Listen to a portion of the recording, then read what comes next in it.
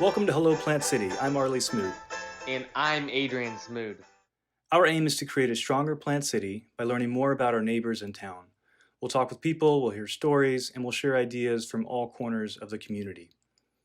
This episode is produced in partnership with the Plant City Photo Archives and History Center. Okay, I'll start. Oh, Lord Jesus. It's a lot of pressure, I know. It's a lot of pressure. Our listenership right now is like my mom. Did you listen to Well, any let of me the just tell you after this, Arlie. it's gonna blow up. My name is Berry. I'm from Plant City, Florida. And my name is Lori DeMello, and I'm from Plant City, Florida. And share with us who we're going to be talking about today.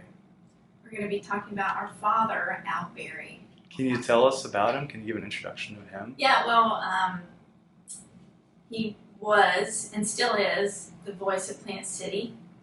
He's the father of 3 girls. Kellie, our oldest sister, who is in Louisiana right now because her youngest daughter just had a baby, and she would be here if she could, but so we're shouting out Kellie. And then we have Lori, the middle one. Yeah. And then me, Kieran, the youngest. So he's father of 3. He's was a husband 60 years to his wife, Patsy Berry. They met at the First Baptist Church in the choir. So he's a singer. Yeah, oh man, yeah, he would sing. He could carry a tune. He's a great grandfather. He was a mentor to many, and he was also a marketing genius, for real. So he was amazing. What are some of the things he marketed? With the radio station, he did all the creativity as far as the sales and things like that. But definitely for the Strawberry Festival, because he was a part of that since the onset. He did a lot of the helping with the marketing and buying media, TV, the whole 9 yards. I read that he sort of credited with bringing in the big names for entertainment. Boone, Yeah, that was the first one, right? And him and Merle Henry, I think, were a big part of that. Yeah. Yeah, Pat Boone, he actually had Pat Boone come to our house and stay with us. Yeah. Yeah, because the budget, I guess, I'm not sure, I may be corrected on that, but anyway, he did come to our house on Sunset Road. Was it No, Highway 92. Highway 92, Yeah. right? Yeah. With his white patent leather shoes. I remember that. He did, he really had them. And that's all you're going to tell us about Pat Boone staying at your house? I was probably way too young at that point. Yeah. I just remember his shoes. That's it. What color were they? White. White. He always White wore patent white. leather. He always wore white shoes. Well, how would Al Berry have done an introduction for WPLA? I need tips here. We're learning. So he could work on the fly. He could. He was amazing at that. So I think he would say, and I wrote a few things down because I do remember a few things. He said, "Well, good morning, folks. This is Al Berry. Thank you for tuning in to your community station, WPLA, serving Plant City." And then he'd probably just flow into some of his music. Yeah, why don't you, Kieran, just share a little bit about his relationship with Mel Tillis and how that started back in the high school days and, kind of how his career progressed with that. Yeah, to be on the surface with it because I don't know all the specifics. So, but You can lie as much as you yeah, want. him and Mel Tillis were good friends. In fact, in this book, there is a 45 sleeve a record, and it was Mel's first LP, really. And he wrote a note to Dad on it and said, "This is my first one, Al. Thank you for everything," kind of stuff. So it's in there. But I guess at one point there was a competition for different people that would sing and have a band. And I think it was at WPLA that they made this contest, and people could come and they would, I don't know what they won. But anyway, I remember Dad telling me that, they were kind of laughing about it because they knew Mel was coming, and Mel was a stutterer. 100% he stuttered, and it was just a part of him. But when he sang, he never stuttered. So they were worried about it. Well, anyway, they get up there and sing, and I think they used Dad. It says Al Berry's, system. So they sang, and he actually won. So they became, I think, friends. I don't know if it was before or after became friends, but anyway, they stayed in contact. He would always come to the Strawberry Festival and always pack it out. Mel did, because he's from here. And Dad would always stay in contact that way. And at one time for In the Field magazine, for our Ocala and Hillsborough edition, we went to Mel's house because he had a home in Ocala with horses and things like that. And I was so excited because we were putting him on the cover. So I went with Dad. I think Sarah, our editor, went. And I got to spend a lot of time with Mel, and I was able to see the interaction between him and Dad. And it was almost like they were still, in Plant City as young men, the way they were talking with one another and what they shared. So there was definitely a relationship with that. That is definitely a great memory there. So your dad's version of Plant City's Got Talent kicked off Mel's career. I think so. Is that fair to say? Yeah, I think so. Can you share a story that epitomizes your dad's connection and relationship with Plant City as Mr. Plant City? Well, there's a lot, because when you think about that, Dad was so involved with the Strawberry Festival, and his name being Berry, it kind of fit right in. So, when you think of Al Berry, you think of Plant City, to be honestly, frank with you. So, even today, people come to me and, hey, I knew your dad, he was Mr. Plant City, and most of the time they're people I don't even know a lot of times, and I just go with it and respect the fact that they respected our dad, so much. But so he changed his name to Berry just as fitting. right, I'm sure. But anything Plant City, would be who Dad is. He loved Plant City. A word from our sponsor. Okay, Wait, that's the wrong one. that's the intro to this and that. Plant City Food Store carries a feed for every need. Jim Dandy dog food, horse feed, steer fattener, calf feed, chicken feed, goat feed, duck feed, hog feed, and bird feed. Do you suppose my mother-in-law would like some steer fattener? Grandpa Dave Meyer says if he doesn't have it, he'll order it. They're open from 8 to 6 Monday through Saturday. Blowtorch, whatever you do, don't let my mother-in-law hear you talk about Plant City Feed Store. She might get a bad idea. She's been referred to me lately as an old goat. That's what paid your dad's bills at some That's point. right. They said Blowtorch. That was Dad's nickname, and Ursula Smith's was Sweet Lips. So there's reasons for that, and we won't get into all that. I mean, I'll let your mind wander.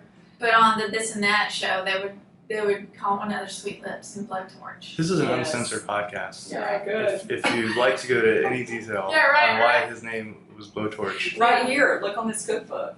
Can you Blowtorch. see this? Recipes from the kitchens of Blowtorch and Sweet Sweet Lips. Lips. For real. Yeah, it's a caricature of him Yeah. himself. but you're not going to go into any more detail. Well, no, I mean, I can tell you stories about those too, But how did he get the nickname? well, I could speculate, but maybe we shouldn't talk about it. We'll leave that for the bonus episode. Okay. Earlier you mentioned people coming up to you that you don't even know that talk about your dad. Are there any stories like that you can share that you'd never even heard, but someone would just come and share with you? And I don't need to bring up when after my dad passed away, but I'll have to for this one. So, standing in line at the viewing, the family was all up there, and I was near Dad, of course, and people would come through and they would tell me things that Dad did for them, and a lot of them I didn't know who they were, but then some of them I did, and one of them is I don't want to share her name, but because I don't have permission, but if she hears this, she's gonna know who she is. But Dad was older than her, and her family was poor. They didn't have a lot of money, and she wanted to learn her clarinet or flute or something like that, but she needed lessons, and she couldn't get to the school or high school or junior high in enough time to get there because it was before school started. She said, so your dad offered to take me to school every single morning. So she said, so I could have lessons. And he went out of his, she goes, he didn't have to do that, but he went out of his way to do that for her.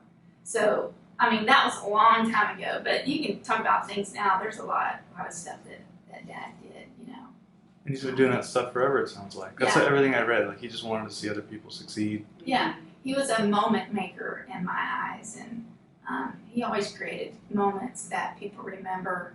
And so that's something that's big with me now. I'm trying to create moments for others. But he would always do that. And remember, Lori? I mean, before he even got really sick, he would always come by with watermelons or whatever. He'd go through the flea market area and just buy a bunch of watermelons, and these are seedless. Yeah, these are seedless. And he would be so excited that you picked this up for us. But he always would try to do for others. It was just how he was made.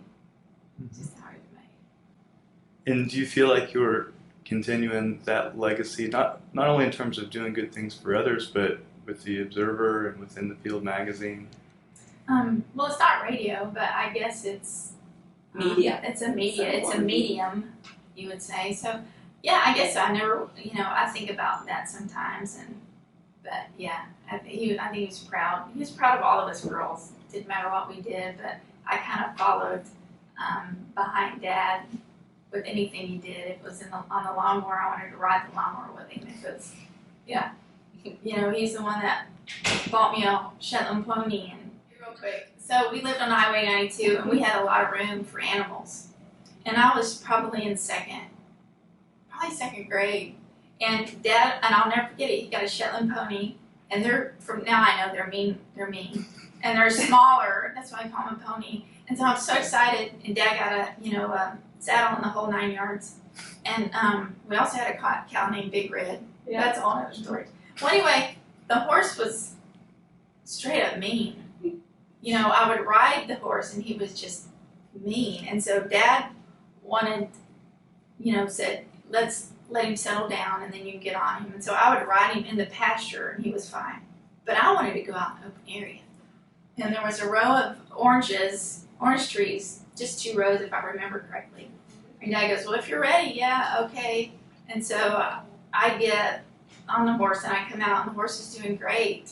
And then all of a sudden, something happened. And he just got crazy, and he started flying through these orange grove. And I'm trying to pull him, and here's Dad yelling, pull back on the reins, and I'm pulling as hard as I can. And by then, he wouldn't stop. It's a full gallop. And so I'm holding on, and I lost the reins. I'm holding on to the horse's mane, everything I could. And Lori was on, we had a go-kart, a chopper, and a little mini bike. Chopper with a long wheel in front. Lori was on one of them. I remember it. And Dad got on one of the little not the go-kart, the little one with his big knees up to his chin. And because this is Highway 92, the horse is running down Highway 92. Okay? He was flying, and I thought I was going to die because cars were coming. And Dad's like, jump off. And I'm like, jump off.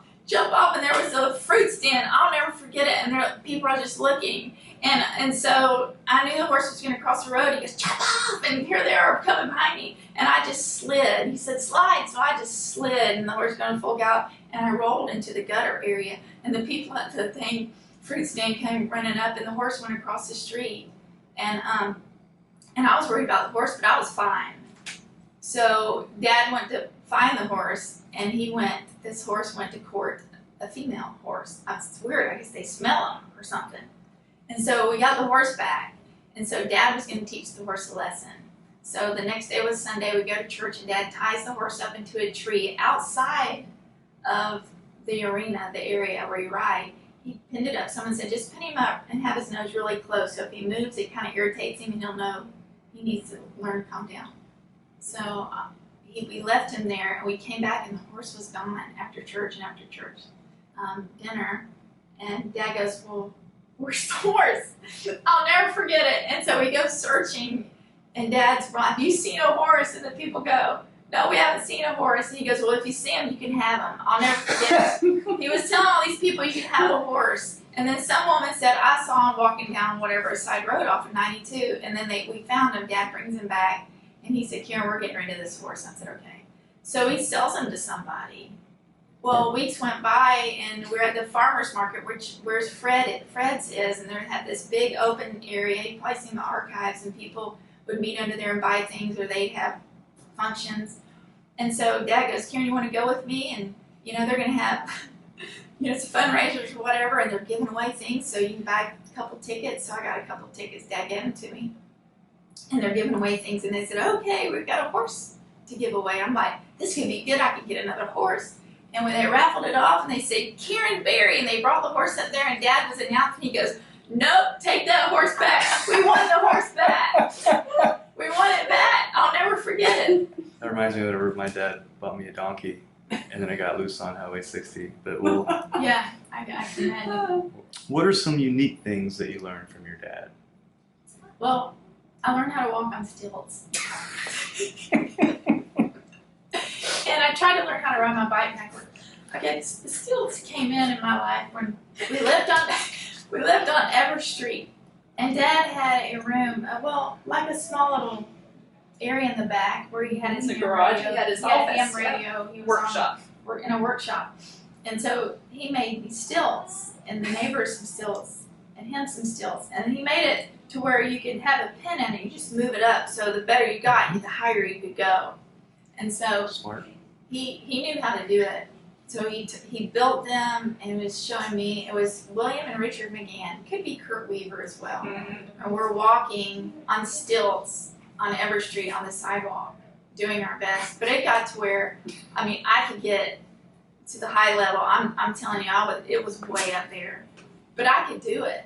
And Dad taught me how to do that. But he could ride a bike backwards. He would sit on the handlebars and have his hands here, and he would pedal, and he could steer and go all over the neighborhood. And I never could get the knack for that. I know you probably never saw it. Not too late. But he would just, She come always up. did the crazy he stuff. would with come her. up with these things. I'm like, wow, that's awesome. You bike But now, right? Don't you cycle? Yeah, But you but go not forward? like that. Yes. It was on one of those bikes that had the banana seat back in the day, and he would sit on the handlebars and just fly, But yeah, we would definitely, as kids, go downtown on stilts, walking on stilts. Only on sidewalk or brick roads? I could go up the steps at the First Baptist Church over here. You know what I mean? Unique, not so much, but more for me, it was, I think what I got from him was from a work ethic standpoint. He was always going, he was always in motion. Yeah. He never sat still. And, being in the media, I think that he was always in some way, shape, or form, whether it was Monday through Friday, 8 to 5, but after hours, weekends, he was always at it. So work ethic from him, and, also you can do whatever you set your mind to. He was incredibly positive, from that standpoint, so I can definitely say that I took that away from him. And, Karen definitely picked up on the funny side, the humorous side, the joke side. Of everything that he's remembered for, what's the first thing you'd like to come to people's mind whenever they think of him? Well, his kindness and his legacy, he made people feel special all the time. He made people feel like they were his best friend. Always landlords in a positive attitude, and that's how Dad was. He could be feeling bad, but you wouldn't know it. We'd know. No, and he was just fun. He was fun to be around, just always up to something. Yeah, Always. and he even during his last days on this earth, he found a way to somehow, be positive until he was quiet, until that transition got quiet. But when he didn't matter how bad it was, he always had a good attitude. He was a fighter, for sure. Now we're going to play a game called Homegrown Sense. I'm going to start a sentence, and y'all finish it. You can finish it how you think he would answer or how you want to answer. Either way. A key trait, habit, or skill that led to success in my professional life is... Not taking no for an answer, just move on. Never giving up. Never give up, yeah. Something I think is true that most people think is false. There's good in everybody. I believe that. But it's false. No. But most people think that it's false. That most people, Oh yeah, that's true. I That's think true. there's good in Yeah. everybody, Yeah. somewhere in there. A book or movie that has inspired me. Love Always by Bob Goff. Moment Maker by Carlos Whitaker. That's two. What about yours, Lori? The Bible. I knew it. For me, it's the Bible. Yeah. Right on. A fascinating person in Plant City that many don't know about. Jim Penton. He tested the Gatorade, the very first Gatorade. He played for University of That's Florida right. football. It's a Wow. great one. It's a good man. Yeah. Dr. Jim Penton. If I could snap my fingers and Plant City could have anything overnight, it would be. Another radio station. Mm. Would be. It's a really good restaurant. Yeah.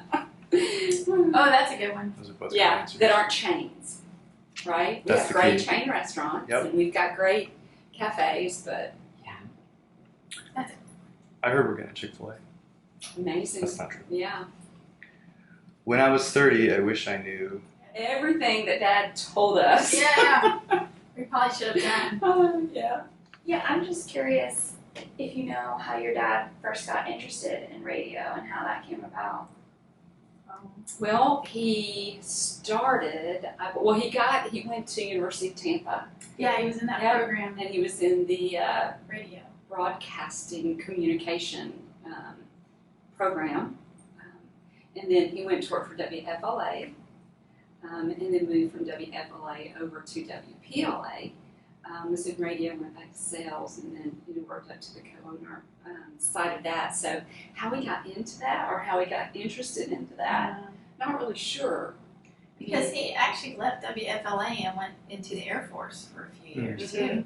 Yeah, he did that. And then he was weird. But I think maybe it was because he had such a cool voice that maybe people encouraged him in that way. I don't know. But maybe it was because he loved ham radio. His call signal was W4WKH. And every tag on his vehicle was always W4WKH. I have all of them. I have a stack of them. And so we remember as we were kids, he would be talking to someone across the world. And As a hobby. Ham radio. And he had a lot of hobbies. This goes away from radio, but he was an amazing collector of artifacts, Indian artifacts. He had a huge collection. He would go to our schools as kids and take, one of them was the skulls of Indians. And then I inherited them on, and now Lightsey Cattle Company has them carry Lightsey on display at their business building over in Lake Wells. He would take us searching for arrowheads in Lake the Notasassa, and there used to be a lot of orange groves in there. When they would till it up, the ground, it would bring the flint up, and he taught us how to do that. That was one thing. That's why I look around everywhere on the ground for pennies. Nickel, I do, and Vicky could vouch for it. I mean, I can't help it. There's $80, and it happens. I was gonna talk about how when we bought our house in downtown Plant City, I still want to do it. Karen had asked me what year our house was built, and I told her 1912, and she was so excited. And her next question was, "Can I go around your house with a metal detector?" Yeah. Yes. I have Anytime. She got that from Dad. Anytime. I have 3 of those, and one of them or 2 of them are Dad's. I just couldn't get rid of them. So you never know. You could find a coin. But yeah, Dad was always like that, always looking around. But there was one more thing that Dad did, and I wrote it down because I remember Dad told me one of his fondest memories and things that he did in the radio days was he was able to create and raise more than $30,000 for a local child who had leukemia. And that's in Plant City. That was way back, and that was one of the most amazing things he said he's very proud of. What do you think he loved most about Plant City? The town, the people. Yeah. But of the Being 3 a daughters, small which do you love town. the most? That's true. Karen. Yeah, he loved. I'll just tell you, he loved Plant City. Well, That and was his sister, heartbeat. right? His Yeah, sister. and Aunt May, Nanny Mae Drawn was the city manager for over 50 years, Oh, and that building is named after us, Nanny Mae Drawn City building. Hall. As a Nanny sister? Mae Drawn Berry I didn't know building. that. That was his oldest sister. So when you walk in there, her bus is there, just have her on the Yeah, edge. Yeah. So yeah, that was his oldest sister, Mhm. Nettie. So and Bill McDaniel, all that they can tell you about Nettie. And I think she hired him on and things like that. Yeah, he just loved Plant City. I think Barry, it kind of worked out for He him. had to. He had no choice. Yeah. What do you think Al would want to see the youth in Plant City with their lives and like growing up here? Yeah, I would think that he would want them to be active in the community, get involved, at whatever level, that it is. Because if you're not involved, then you don't become a part of it, right? So I think that that would be, one of the things that he would say, show up, be involved. Yeah. And He was real creative like that. He would make things. He had on a radio station. He made contests for people to get involved in, even young people. How many mosquitoes can you collect? I'm not kidding. Or a cow patty throwing contest and things. They had that at Strawberry Festival. I mean, but he would do those things. But I'm telling you that people, even if he did it now, and he was definitely made people pay attention because just of his demeanor, people did it. And in fact, and in the field, he wrote. We still put the article in there, Rocking Chair Chatter, and this last one was colonoscopy. When we first did it, Dad said, why don't we have people send in that they really had a colonoscopy and we'll send them like a certificate. And so it happened, and this was, I forget how many years ago, we ran it, and people sent this thing and said, yep, here's evidence, I had a colonoscopy. And so they told us their name, and so Juan, our artist, we have a little certificate made, we put their name in it. They officially had a colonoscopy, and then Dad signed it, and then I signed it. So we just recently reran this one, and Marcia and Dodie Passmore were talking about it. They said they love it. They were cracking up laughing. And so when I heard that, and Dad would be proud that I did this, as I got our artist to make a certificate for Marcia and Dodie, and I took it to their house maybe about 3 weeks ago, that, for their colonoscopy. But it's things like that young people can create give them a reason. things, give them a reason to be involved. But it's humbly done, and it impacts people. I remember one time he said, Karen, this is when we had the lake house where he said, Karen, I need you to help me pick the pine cones up. And I said, okay, Dad, because they're not going to do it. Those other sisters aren't. Mm-mm. And I said, well, how much can I get paid? And if he would have said nothing, I feed you, I would have went with it. But he said he'd pay me $25 for every pine cone. So he's creating this moment for me to get excited about picking up pine cones. So I get my bag, and I count, and I keep counting, and I keep counting.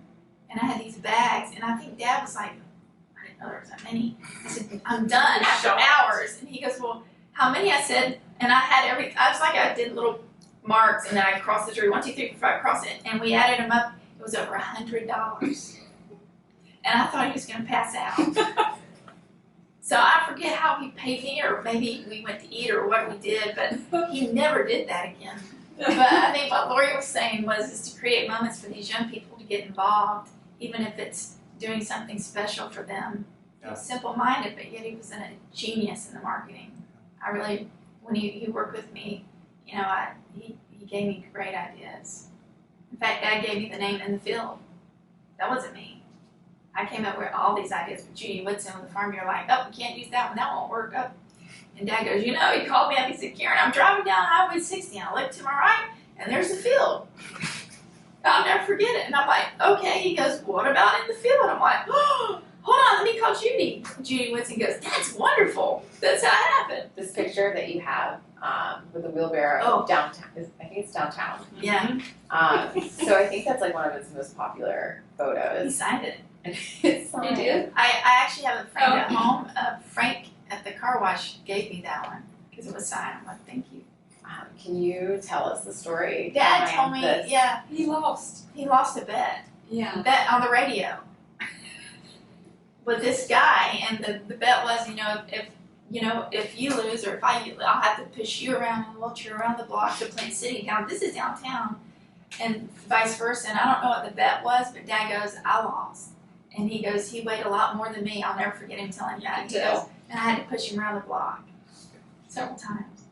But that's the kind of stuff, that doesn't happen now, and it needs to. He had Mayor Lott go in the parade backwards on a donkey. A donkey, yeah. Yeah, that was with the chamber, I think a chamber event, when they had their awards. they would always play this video, and it was always a funny video. I don't know if you've ever seen them, but I think I have them. So part of the chamber group on the board, one of them was a theme on Gilligan's Island. They all dressed up as part of Gilligan's Island, and they played this play out. I'm telling you, it's hilarious. Or were there thieves? But yeah, one of them was having Rick get on a donkey backwards, and there was a reason why. I think I read it. It's in a newspaper article, I think, that Rick talked about. It doesn't matter why. It's just important that it But happens. yeah, it is important. That's right. Yeah, he would do stuff like that. But he was a great videographer. And at 70, when he just started that like in his 70s, and he could edit like nobody's business. It's amazing. And not read a manual. He was just great with buttons, wasn't he, Lori? And I think I get that from him. I get the button thing. Oh, great. So you can edit this podcast. No, I don't. I'm coming to you for you to help me with that. I don't do that. So, but yeah, that's what that was. Are there any other memories of Uh, things growing up? Well, flying high, Dad, they would always have little things to give away. The Frisbee? Frisbee, paperweights. Him and Ursula Smith from the Strawberry Festival, they would sell these and people would actually buy them.